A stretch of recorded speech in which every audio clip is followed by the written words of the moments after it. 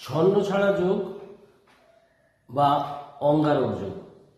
রাহু মঙ্গল এক ঘরে থাকলে তাকে ছন্ন ছাড়া যোগ বা অঙ্গারক যোগ বলে। এটা যোগ না বলে দোষও বলা যায়, কারণ রাহু এবং মঙ্গল অর্থাৎ দৈত্য সেনাপতি আর দেব সেনাপতি, দুই সেনাপতি একে অপরের অ্যান্টি হয়ে কাজ করে বা সঙ্গে কাজ করলেও খারাপ জায়গাটা খুব বাড়িয়ে দেয়। খুব ভালোভাবে যদি না পড়ে, অর্থাৎ ভালো হাউসে না পড়ে, তাহলে এখানে খুবই খারাপ ফল পায়, জাতক বা জাতিকা খুবই খারাপ ফল পাবে।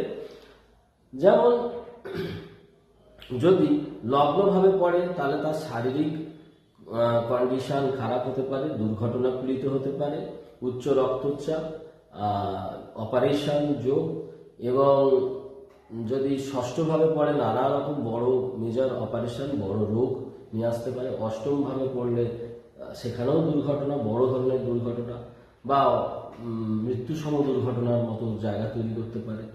দ্বাদশভাবে পড়লে বিরাট ক্ষয়ক্ষতি তৈরি করতে পারে, এরকমভাবে জেল জরিমানা হতে পারে।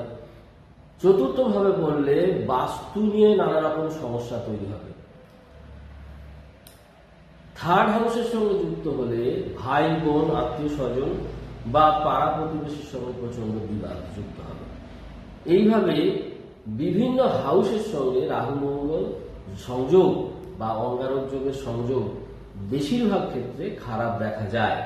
তবে সেখানে চার্ট অ্যানালিসিসের মাধ্যমে যদি রাহু খুব ভালো পজিশনে থাকে এবং মঙ্গল যদি ভালো পজিশনে থাকে, মানে তাদের স্টার লর্ড সংযোগ যদি ভালো হয়, তাহলে তাদের সিগনিফিকেটরগুলো খুব যদি ভালো হয়, তাহলে প্রভাবটা কিছু কম বেশি হতে পারে।